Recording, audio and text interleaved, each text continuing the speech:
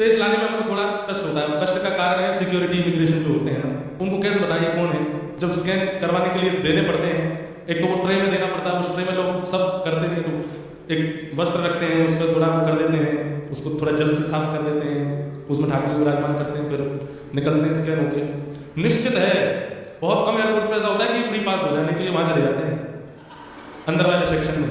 और मोस्टली यहाँ पे सिक्योरिटी चेक में माताएं ही होती हैं। हम तो कहते हैं लाला जी वो भी ना है तो तुम यहाँ के पास चले गए हो, और फिर वो पूछते हैं what's inside, don't like this. अब उसको क्या बोलूँ मैं, क्या है। फिर अब मैं उस समय ये विचार करता हूँ इसने कभी कोई पुण्य किया हो, इसको दर्शन कर खोल के दर्शन हो जाते हैं उसको। और ऐसे कभी कभी वो बेचारे ऐसे करते हैं, कभी कभी पूछते ही नहीं है, दोबारा से उठा करके फिर से धर देते हैं, चेकिंग करनी पड़ती है, वो बहुत कष्टदायी लगता है। फिर उसके बाद फ्लाइट में गोद में रख के नहीं बैठने देते, बोले इनको ऊपर रखो। फिर हमने उसका भी एक दूसरा उपाय ढूंढ लिया, गले में पहन लेते हैं, ठाकुर जी को ऐसे पटका रख लेते हैं, यहाँ पहन के रह लेते हैं, उसमें भीतर घूमे, अंदर जाली सी बनी है, उसमें से ठाकुर जी टुकुर टुकुर देखते रहते हैं बाहर।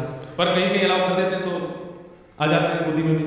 इस बार तो सब हमारे पलटन पूरी संगत, हमेशा तो मैं अकेला ही गया हूँ, मैंने कैसे कैसे लालची रखे हैं वो पता है। बिजनेस क्लास में होते वहाँ तो नहीं कहते कुछ भी, पर इकोनॉमी में तो फिर ठाकुर जी को कष्ट हो जाता है। अब आप कहोगे तो फिर लाभ क्यों। पिछली बार हम विदेश आ रहे थे आराम के लिए, घर में सेवा एक बालक करते हैं, सबको आती है सेवा, वहाँ होती है। हमने कहा ठाकुर जी आप सेवा कराओ घर पे।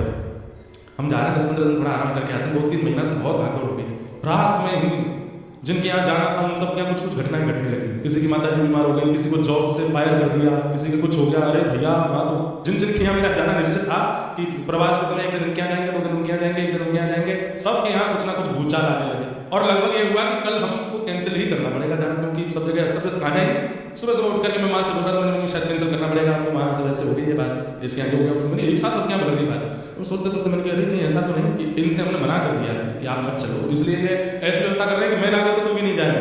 तो फिर हमने बस इनसे जाके कहा मैंने देखो तो आपकी छुट्टी लिए कहते हैं वहाँ आपको दूध नहीं मिलता गैया का, मैंने कहा यहाँ आपको देसी घी नहीं मिलता, सब ऐसे ही है, भोजन प्रसाद भी ठीक है। अब तो जानने लगे लोग तो अच्छा अच्छा बना देते हैं, नहीं तो पहले तो और भी ज़्यादा दिक्कत होती थी। आपकी वजह से कह रहे थे कि आप रुको, लेकिन आपको चलना है 1 घंटे में, हमको फोन पर वहाँ से फोन करवा दो कि सब ठीक है तो ले चलेंगे। और 1 घंटा नहीं हुआ है, आधे घंटे में फोन, पहला फोन आ गया बोले कि महाराज जी वो जॉब से फायर कर दिया था, पर वो मेल आ गया है कि नहीं ऐसी कोई बात नहीं है, वो मिसअंडरस्टैंडिंग थी, आकर के सब सुलह कर ले, ठीक हो गया सब, आप आ जाए। 2 बार जिसको कुछ बीमारी हो गई थी उसके भी सब ठीक हो गए, जिसको कुछ था वो सब के व्यवस्थित हो गए। चलो विदेश घूमने, तो घुमक्कड़ लाला है हमारे, घूमने जाते हैं। कई आचार्यों ने इस तरह किया, ठाकुर जी का आपस भंग होता है, आप विदेश निकले जाए। मैंने क्या आप समझा दो, नहीं चला करें, मेरा जाना बंद करवा देंगे अगर नहीं लगे।